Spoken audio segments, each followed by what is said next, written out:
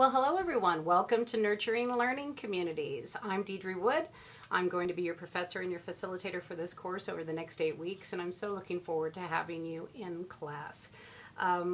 You all are very familiar, I'm sure, with how the online Blackboard works, and you can easily look over the syllabus and my information and find all of that on your own. But if for some reason there's something that you don't understand or you're not able to find, go ahead and just email me.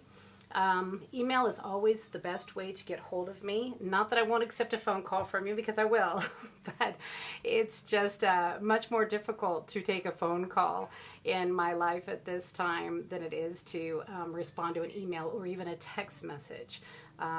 Running pretty hot right now, so I'll tell you a little bit about me. I have been teaching for almost 30 years in the Long Beach Unified School District. As you can see in my profile, I'm a professional musician, a professional writer, and I work in a program called Compass, which is Community of Musicians, Performers, Artists, Social Scientists at Millikan High School in Long Beach. We are a CTE certified small learning community, and so we've had a lot of success, and so I was really looking forward to teaching Nurturing Learning Communities, where we could talk about how we move forward in professional learning communities, how we move forward in our community of practice, what are the pitfalls, what are the aha moments, and the growth. And I think that this is a great class to start the school year with. So it worked out wonderful for you guys that we can go back to school and start right into thinking about our own professional learning community and how to be a connected educator, because now technology has changed so much how we connect, for positives and of course for negatives. And so those are some things that we are going to be looking at. Over the weeks, when you hear my videos, sometimes my videos will be like it is right now, very quiet. Other times you might hear something and go, what the heck is going on at Miss Wood's house? And I could record a video over and over again, but I have learned, as most of you have learned from teaching, sometimes you just have to go with it. And my house, we do a lot of rescue animals here. So currently right now I have 2 squirrels, an African gray, a 250-pound potbelly pig, a chicken, and cats and dogs. So right now it's nice and quiet. I closed the door so you couldn't hear the African gray. When she hears me talking to you, she feels that she needs to join in to the conversation. So she's talking up a storm right now, but the door is closed, so you are safe. But anyways, so as you can imagine, my house is very lively, very wild, often quite noisy. I teach during the day. I'm a college professor, of course, in the evenings, and I'm also the caregiver for my 89-year-old mother and my 83-year-old mother-in-law. So I know what you are all dealing with out there, and I know that things are going to come up as we progress our way through this class. So please just communicate with me if something does. I know that some of us are going to have back to school night during this time period. If something that we are doing falls during back to school night, or you're feeling overwhelmed that week, please just contact me and let me know, and we'll figure out a way to make it work. Okay? Having said that, just remember that in this class, just to keep an open mind.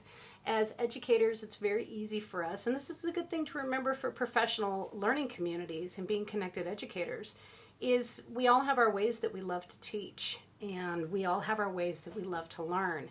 And sometimes it's really easy to get into that mindset of, I'm not changing. And one of the great things about doing your master's or doing your national board or doing your PhD is it allows you that time to step back and really look at your practice and really think about what you want to change by your own reflection, and not somebody pushing you to change, forcing you to change in a meeting at school, and just you being able to look at things and kind of come back to the table and say, okay, this is something that I want to work on in my professional learning community. So it's a good thing to keep in mind. We have all had situations at our schools, and this is one of the things that we'll be talking about being connected educators and being part of a professional learning community. We've all had experiences where we've been at meetings that have gone terribly wrong, or personalities clash and we can't seem to move forward, or we feel that a meeting is saying basically the same thing again and again and again, year after year. So this course is a good way to start thinking about how you can make a difference in your own learning community, your community of practice, and what might be the best ways to approach it. Okay, so I just wanted to say hello and welcome. Just a reminder, Tuesday night is your live virtual. So week 1 and week 3, you will be having live virtuals. You'll be having 2 more, but let's just focus on that first. And what I've asked is that for week 1 and week 2, you meet one-on-one on your own with a partner that I have chosen for you. You can meet through Skype or Adobe Chat or whatever you're both comfortable using. As I said in the announcements and in the week 1 directions, if for some reason Tuesday between 6 and 7:30 doesn't work for you and your partner, and you agree on a mutual time and date that works for you in this week, that's fine with me. Okay, I know we're starting class on Sunday, and it may be a little difficult for you guys to meet this first week on Tuesday. So don't stress. That's the one thing that I want you to really work on these next 8 weeks, is not stressing about this. Should you complete your work? Yes, of course, but don't stress. I want you to focus on learning and growth and enjoying the experience of education. And we tell our own students not to stress all the time. And then what do? We stress about it. So please just communicate with me, as I said before, if you start to feel overwhelmed in any way. All of the directions for your live virtual are explained in the announcements and in the week 1 section. I'd like you to stay focused on the week. I don't mind if you look ahead, but if you start asking questions like the second week, the third week, the fourth week in advance, it doesn't keep you in the moment. And I want us to all stay together in this moment right now as we move our ways through this material. Okay? So have a wonderful Sunday. I look forward to being here for you, and I think you will enjoy this class. The information is very interesting, and it's practical, something that you can bring back and really use in your own world of education. Okay. Have a good week. Bye-bye.